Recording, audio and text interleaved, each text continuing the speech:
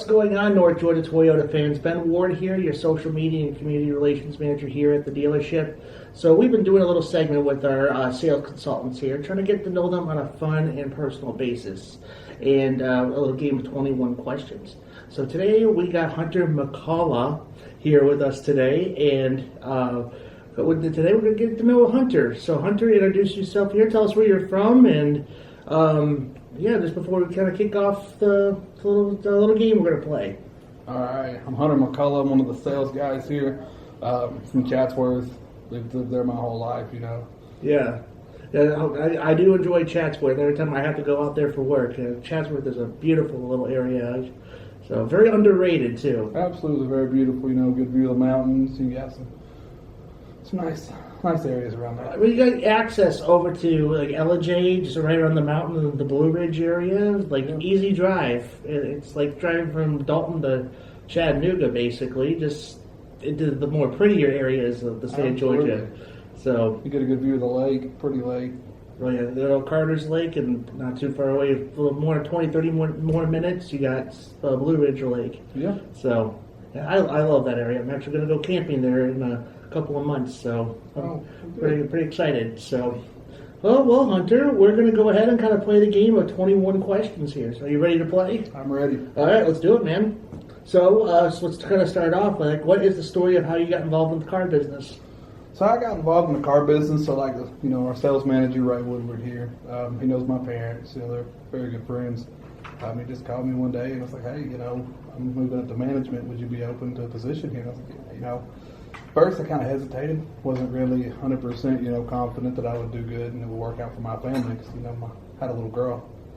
But so far it's been great. Well, that's good, man. So have you always been a car person too as well? Oh, yeah. I've always loved cars, and I used to work on them a little bit here and there. Nothing too serious, but I've always been a real big fan, especially the Fast and Furious movies. Yeah. So always car stuff, Oh, for sure. And we got that currently right now. Got that Supra out there. Oh, I know. That's nice. Yeah, it's a really nice Supra out there. Oh, yeah. So how would you describe yourself in 3 words? Honest, dependable, and hardworking. Oh, good. Yeah. What was your very first car, and what do you remember most about it? So my very first car, per se, was a 2000 model Corolla. Okay. Yeah, my mom bought it for me before I even had my driver's license. I traded it for an Xbox. It wasn't so smart. But then my first, purchase I did on my own was a Chevy Silverado single cab. Okay. 5-speed, 4-wheel drive. So I learned how to drive manual on that. Yeah. Well, that's cool. Well, yeah, the manual is kind of a great, interesting thing how to learn. And I'm in my mid-30s and I still barely could drive manual. I remember there's a video of me and James Nix, the Blue Bay manager. Yeah. And me and him were driving the GR Corolla manual, and I was terrible. It takes practice. It takes practice, but me and him were practicing at the mall for one of the Test Drive Tuesday videos, and yeah, that was definitely fun. Oh, yeah. When you said that you traded your car in for an Xbox, that reminded me of that line from have you ever seen Ferris Bueller's Day Off? I don't expect it's an 80s movie. Well, my dad really liked that movie, so I watched some. One of the Ferrari going out the window. Yeah. So, I remember there was when you say you traded your car in for an Xbox, it reminded me of that one scene where Ferris was able to access the early stages of the internet to change his grades. Yeah. And he goes to the camera and goes, my parents gave me the option of getting a new car or a computer, so this one paid off. So, yeah. Yeah. What's your favorite Toyota model right now, and why? Right now, my favorite model, it's hard to say. It's a mix-up between the Tundras and the 4Runners. Okay. I really like the Trailhunter 4Runner, just because it's built for the overlanding, but the Tundra just gives you so much power and so much space. I mean, it's just overall a great vehicle to have. Oh yeah, there's too much truck for a Tundra. Tundras are cool, but me personally, I prefer the Tacoma Trailhunter myself. But oh yeah, those are nice. Yeah, those are really nice. I love driving that thing at the LJ parade we had earlier this year. So that thing drove so nicely. Man, that was a good vehicle. But Trailhunters are a good bunch. I haven't tried the 4Runner Trailhunter. Oh, it's nice. Yeah, I'll have to do that next time we get a model. If we get another one. So. Oh, we will. Oh, yeah. What's something customers would be surprised to learn about you? Well, I mean, it's not really too big of a surprise. You know, I love cars. I guess that's why I'm in the industry. But, you know, car sales, nobody just looks and, you know, hey, I want to go into car sales. You know, in high school, I've always wanted to be a mechanic, you know, looking and, you know, being like diesel mechanics, gas mechanics, you know. I think that's really it. You know, I went from wanting to be a mechanic to now I'm selling them. So Hunter, what's your go-to drink to kind of kickstart your day? Like some coffee, sweet tea, Coca-Cola, or Red Bull? What do you like? You see, I like Coca-Cola. Got to be specific though. It's got to be a can. Yeah, you need a can. Has to be a can. Not like the Mexican glass bottle Cokes. You don't like any of them? No. I mean, they're good, but a can Coca-Cola. I don't know if the aluminum just gives it a better taste, but I like those. Now, have you ever been to the Coca-Cola Museum in Atlanta? I have not. No, so I went there with Lindsay when I first moved down here years ago, and I thought that place was really cool. You get to try out different, there are other renditions of Cokes. I know how the Southern people call Coke could be like a Sprite or a Dr. Pepper or whatever, but it's just a Coke. It's like, you know, well, Coca-Cola, you know? Right. But there's a way you could sample all these Cokes of different parts of the world in there, and Disney World actually has the same thing. This used to be called Club Cool, if I remember. I don't know if it's at Epcot anymore, but they do have their own thing in downtown Disney, or the Disney Springs, as now called. You could sample all these other Cokes. I think they're the same exact ones you get in the museum. There's one called Beverly, and people do not like Beverly. Personally, I love it. I have to be the odd one out, Right. But I love Beverly. It's very bitter. It's like a bitter soda, but that's an Italian Coca-Cola. So yeah. Whenever we went down to Disney World, I didn't see it down there. So. Yeah, it's because I haven't worked there in a long time. We didn't go to Disney Springs, and then we went to the Epcot. Oh, okay. Yeah. That used to be Club Cool at the time at Epcot, but maybe they got rid of it or something. I have not really been paying attention to Epcot, which I should. I used to work at Epcot, so. Right. But yeah, I will tell you the next time you go to the museum, look out for Beverly. Just like tell me what you think of Beverly, because a lot of people do not like Beverly, but I love it personally. But yeah, check out the Coca-Cola Museum. We're not endorsing that here. So,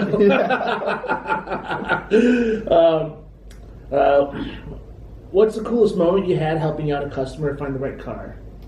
Well, I mean, I don't have one set coolest moments, but you know what the really, you know, like a feel-good moment is when a customer has been looking around, you know, can't really find exactly what they want, but also they're having a hard time getting approved. Mm-hmm. But when they come in here, find exactly what they want, they're just very happy to get approved, you know, and they're able to find their dream car. Yeah. You know, I think that's the best moments of working here. It's really helping the people. Yeah.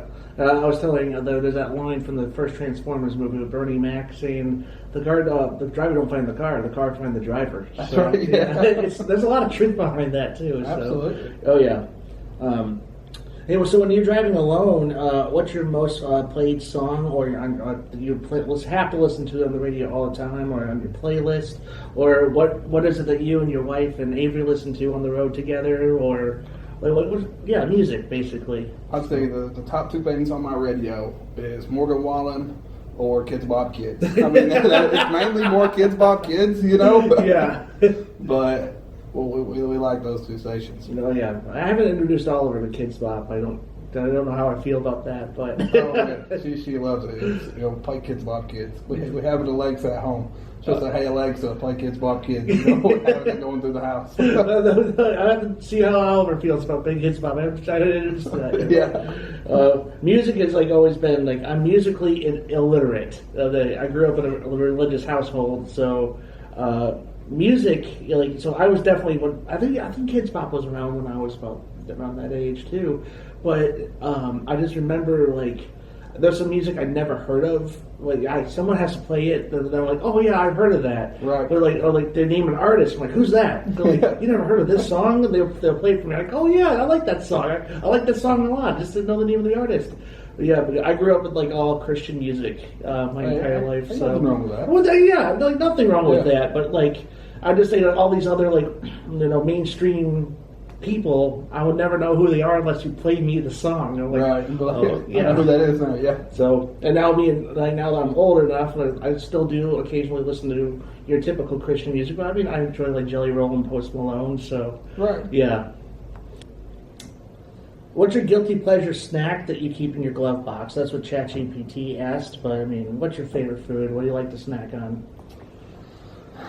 I don't really have like, I guess, snacks, you would say. Or food. Or, Yeah, I mean, you know, here recently, what is it called? Garden salsa sunbaked chips. Oh, those are good. Yes. And cheese sticks. Okay. I really, yeah. Like, Those two go really like the good. peeling ones, Yeah, or yeah. the fried mozzarella Nah, sticks? the peely ones. Oh, the peely Yeah. ones. Like the kids' snacks, basically. Absolutely. I mean, that's all we can keep kids snacks around my house. Yeah. Gotta get the dad tax, you know, give me one of those. Oh, yep, Yeah. that's true. Yep. My son always has to have a mozzarella stick as a side dish Oh, man. dinner. So, oh yeah. If Toyota made a special vehicle named after you, what would it be, and what would it specialize in?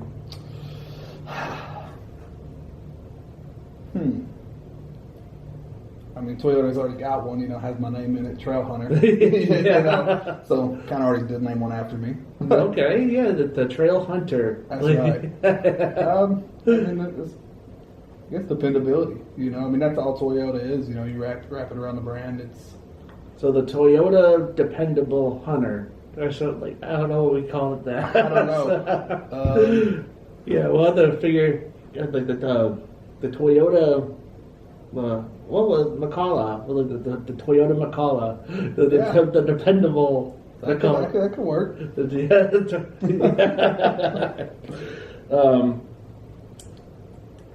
What life lesson or personal value guides you the way to how you treat customers here?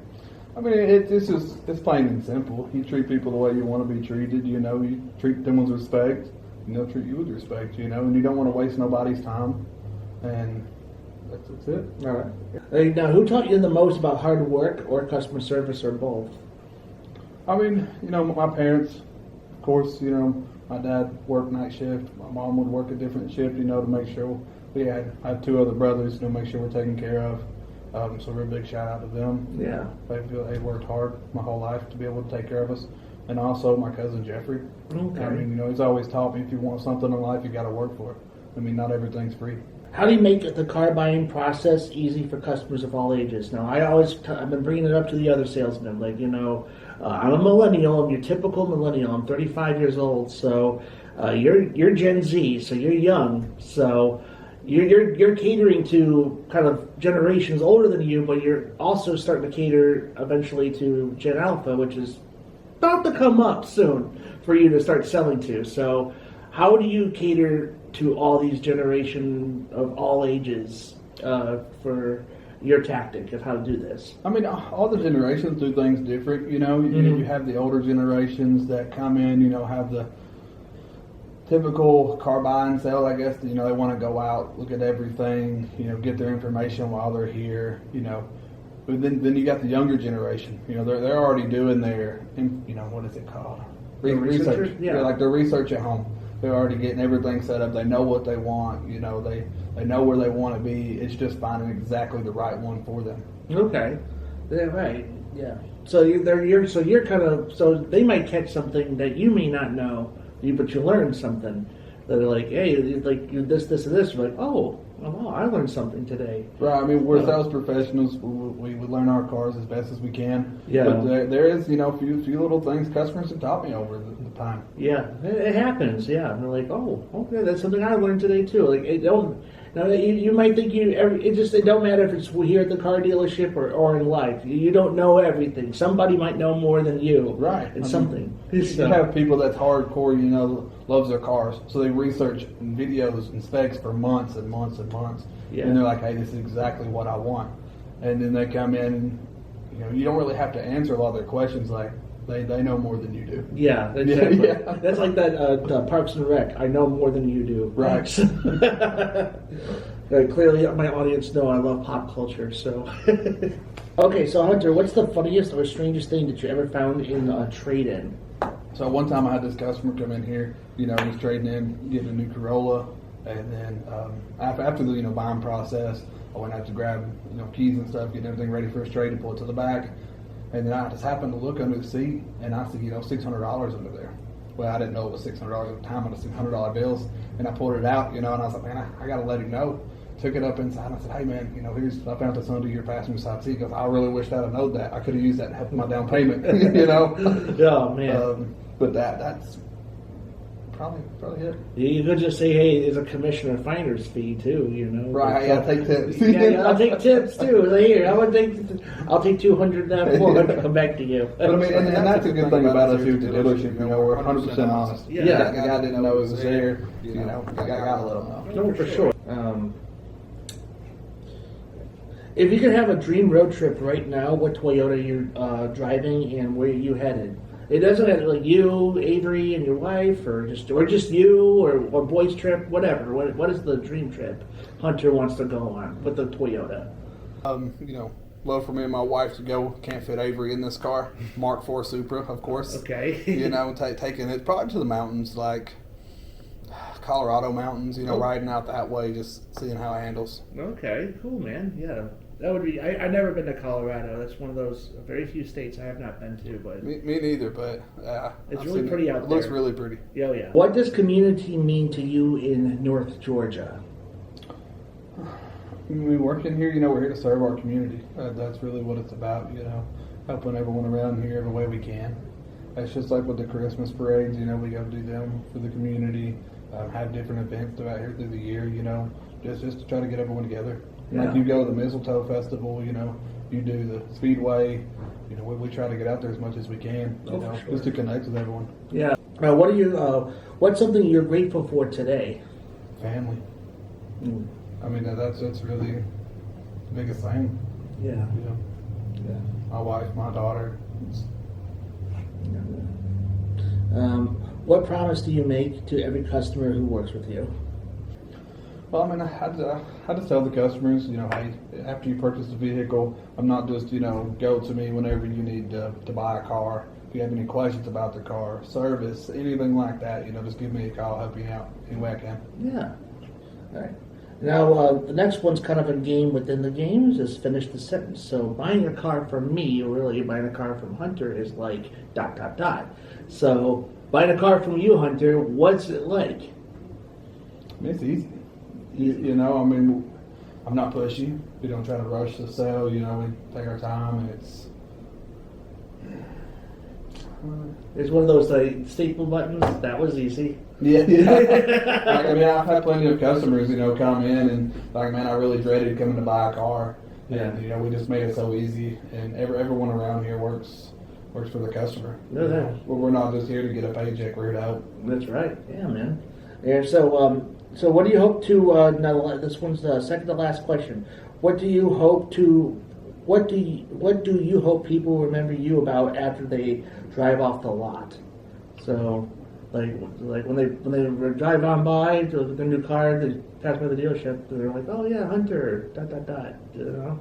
You know, one that we don't play any games, and we try to generally help any way that we can, whether they end up buying a car or not. You know. We've tried to help them out the best way possible. Yeah, man.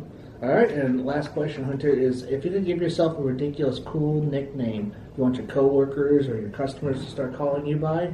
Or have you ever thought about it? I've never thought about that. You know, I mean, we got Coach here. You know, you hear him, everybody calls him Coach. You got 20 different nicknames for the guy. I mean, I've just never honestly thought of a good nickname. Yeah, so I guess you want some people just call you still Hunter as is. So yeah, that works. Well, folks, you heard it here. The man wants to stick with Hunter. Yeah. So you guys just come on by North Georgia Toyota and say, I'm looking for a car, and I really like Hunter. I saw his interview on YouTube or Facebook, or I've heard it from a friend that saw the interview. Come on by and ask for Hunter. He would love to make you an easy sale to get you into your dream vehicle.